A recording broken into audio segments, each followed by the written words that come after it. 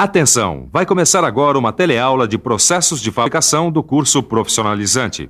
Este módulo tem um total de 80 aulas. Hoje você vai assistir a teleaula número 24. Bons estudos!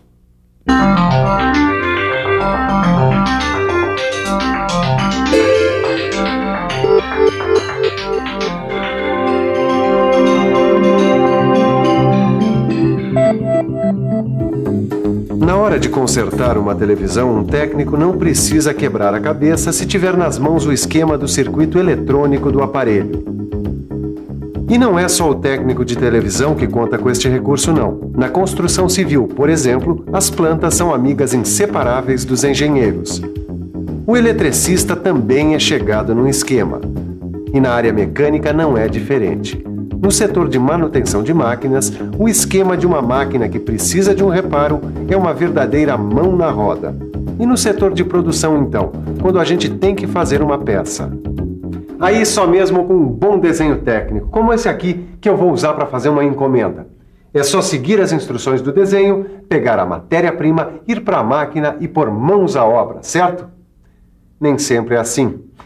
Às vezes, antes de ir para a máquina, a gente precisa mexer alguns pauzinhos, quer dizer, traçar alguns risquinhos. E é isso que a gente vai aprender hoje. Nessa teleaula, você vai aprender o que é traçagem.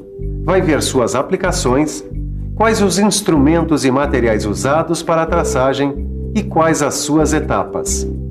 Desenho técnico, ok. Matéria-prima está aqui. Instrumentos que você vai conhecer nessa teleaula, tudo em cima. Então vamos lá, hora de aprender.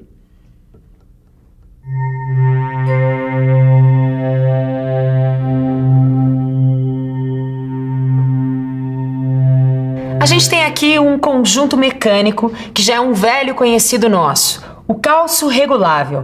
Ele foi estudado com detalhes em algumas teleaulas do módulo Elementos de Máquina. Ele é composto por 4 partes: o parafuso, a porca, essa parte móvel e a base. Mas imagine agora que a gente ainda não tem a peça pronta, mas apenas a matéria-prima, no caso, essa aqui, olha, que vai ser usada para fazer a base. Bom, a gente também tem o desenho técnico da base. A pergunta é: será que a peça, como imaginada no desenho, cabe aqui nessa matéria-prima? Ou seja, será que dá para usinar esse material com as dimensões prescritas pelo desenho? Um jeito de dar a resposta é fazendo as operações de traçagem. A traçagem nada mais é que a transferência para a peça dos contornos dos planos, pontos ou linhas importantes para a usinagem e para o acabamento. Isso é feito levando em conta as medidas indicadas no desenho. Assim é possível saber se o material é suficiente ou não para executar a usinagem. Muito bem, reparem que para fazer a traçagem, uma das bordas já foi usinada. E ela foi usinada exatamente para que as medidas da traçagem sejam confiáveis. Tá? Essa é a borda que vai ficar apoiada na mesa de traçagem ou desempenho na hora da traçagem. Certo, Silva, mas tem uma dúvida que eu ainda não consegui entender. Bom, se a gente tem o desenho com as dimensões e tem a peça bruta, ora, se eu quero saber se o desenho cabe na peça, é só pegar a peça, medir as suas dimensões e ver se ela está maior do que as dimensões dadas pelo desenho. Você tem toda a razão, Tito. Agora, acontece que a traçagem não é apenas para responder a essa pergunta, se o desenho cabe ou não na peça bruta.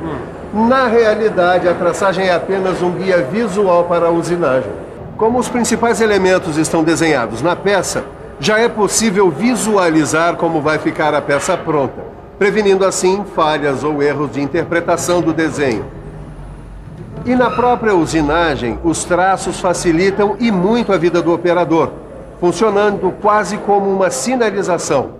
Marcas que indicam até onde o operador pode cortar na boa, sem preocupação. É claro que os traços são apenas referências, porque na hora de definir as dimensões exatas das peças, os traços saem de cena, entrando então os instrumentos de medida como o paquímetro, como outros recursos das máquinas operatrizes que vocês vão conhecer nas próximas teleaulas. Em casos em que não se exige exatidão, como fazer uma pazinha, por exemplo, é a própria traçagem que define as dimensões. Aí sim ela dá as cartas das medidas, tanto no corte quanto no dobramento. Mas já deu pra ver que mesmo sem garantir a exatidão das medidas, essa tal de traçagem é boa de serviço.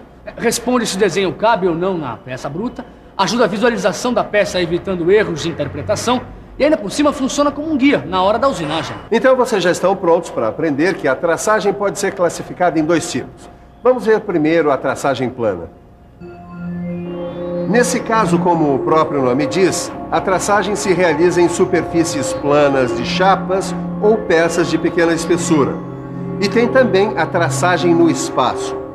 Esse segundo tipo de traçagem é aquele realizado em peças forjadas e fundidas e que não são planas. É uma traçagem muito útil para delimitar volumes. Mas seja plana ou no espaço, a traçagem precisa de 2 referências. A primeira delas é uma superfície plana que serve de apoio para o material. Essa referência é chamada de superfície de referência. A superfície de referência ela precisa ser bem lisinha para não comprometer a traçagem. A segunda referência que nós precisamos é dada por uma linha que a gente faz para orientar toda a traçagem. É o plano de referência, ou seja, uma linha que serve de orientação para a traçagem de toda a peça.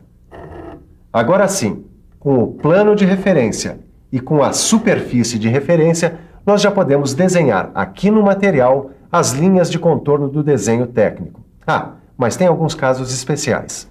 No caso de uma peça que não é plana, por exemplo, o plano de referência pode corresponder à linha de centro, quer dizer, é a partir dessa linha de centro que são feitas as medições e as traçagens. Pode acontecer também da superfície de referência ser usada como plano de referência, ou seja, antes mesmo da traçagem já foi feita uma pré-usinagem para garantir uma base plana. Muito bem, a conversa era sobre as referências, mas já deu para perceber que a traçagem é feita usando alguns instrumentos específicos. Mas todas as atividades têm os seus instrumentos e os seus materiais, não é mesmo? Senhor, desculpe interromper. Que instrumentos de trabalho o senhor utiliza? Papel canson, lápis, borracha, giz pastel e esfuminho. Viu só? Para realizar os seus desenhos, esse artista precisa de instrumentos de trabalho apropriados. Você, quando for desenhar numa peça, quer dizer, quando for fazer a traçagem, é claro que não precisa ser artista e pode ficar tranquilo que você não vai precisar usar lápis, borracha e outros instrumentos que esse artista está usando. Para fazer a traçagem, são necessários instrumentos especiais. E é isso que a gente vai ver agora. Instrumentos e materiais para traçagem. Então vamos lá. Para começo de conversa ou de traçagem, é preciso ter um bom apoio para a peça. A mesa de traçagem, mais conhecida como desempenno. Dependendo do formato da peça e da maneira como ela deve ser apoiada, é necessário usar calços, cantoneiras e cubo de traçagem. Para fazer as medidas, a gente conta com a escala e com o calibrador traçador, conhecido como graminho. Na hora de mandar ver na traçagem propriamente dita, tem-se à disposição o riscador, o compasso e, de novo, o graminho.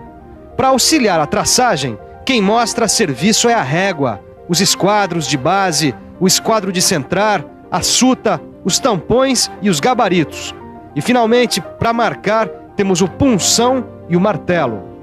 Para apoiar as peças, mesa de traçagem ou desempenho. Certo, para posicionar as peças nós temos o calço, o macaco, a cantoneira e o cubo de traçagem. Para medir, escala ou graminho com escala. Certo, e para riscar nós temos o riscador, o compasso e o próprio graminho. E para auxiliar na traçagem, régua, esquadro de base, esquadro de centrar, suta, tampões e gabaritos. Certo, muito bem. Agora, para marcar, nós temos o punção e o velho conhecido martelo. Pelo jeito, instrumentos e materiais de traçagem já estão no papo. Ficam faltando somente as soluções corantes, não é? Soluções corantes? É isso mesmo. Para que o traçado fique bem nítido, as superfícies das peças devem ser pintadas com soluções corantes. Assim fica muito mais fácil fazer e visualizar a traçagem. Ô Silva, Tava pensando uma coisa. E quando a peça é grande, como é que se faz a traçagem? Bom, para fazer a traçagem de peças fundidas ou forjadas grandes, aí a gente usa o traçador tridimensional. Bom, mas vamos voltar aqui ao feijão com arroz da traçagem, que usa esses instrumentos e materiais que você acabou de conhecer. Agora que você já está ficando íntimo deles, nada melhor do que ficar por dentro das etapas da traçagem.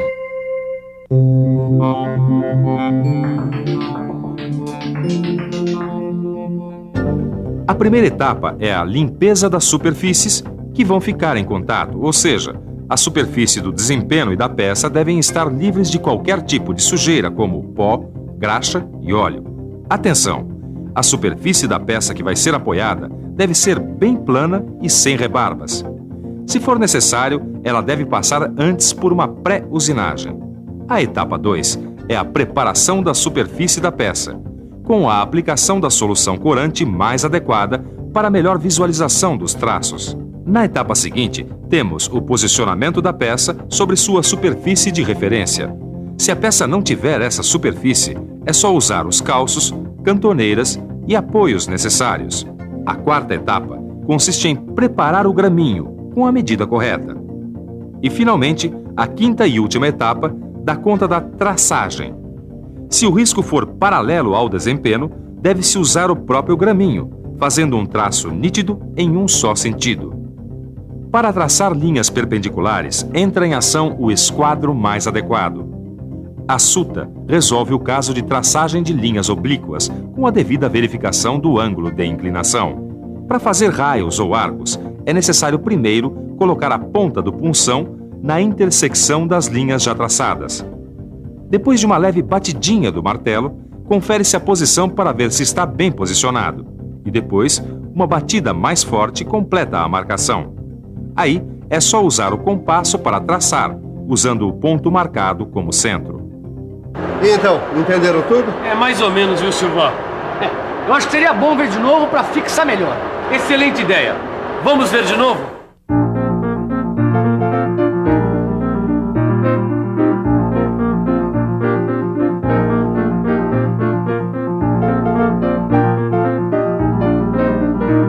Depois do repeteco das etapas de traçagem, só mesmo um replay dos melhores lances da nossa teleaula de hoje.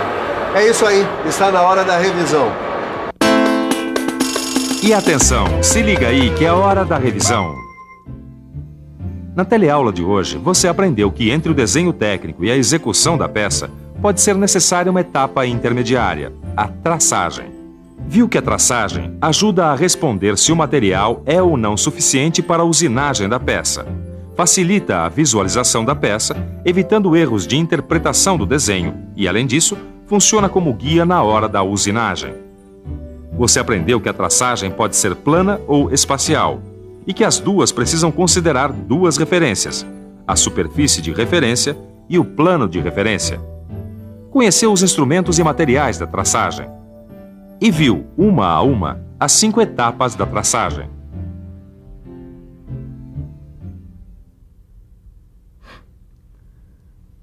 Perfeito. Um desenho no metal que ajuda a visualizar o formato que a peça vai ter depois de usinada. É a traçagem. Agora é só mandar brasa na usinagem. Ah, por falar nisso, fique sabendo que com o que você aprendeu na teleaula de hoje, você já está dominando os pré-requisitos para começar qualquer usinagem. Depois de estudar os parâmetros de corte, as ferramentas, os fluidos e a traçagem, você já está pronto para meter a mão na massa. E é isso que a gente vai fazer na nossa próxima teleaula. Então, você já sabe, né? Prepare-se, pegue o seu livro e dê uma bela olhada. Bons estudos e até a próxima!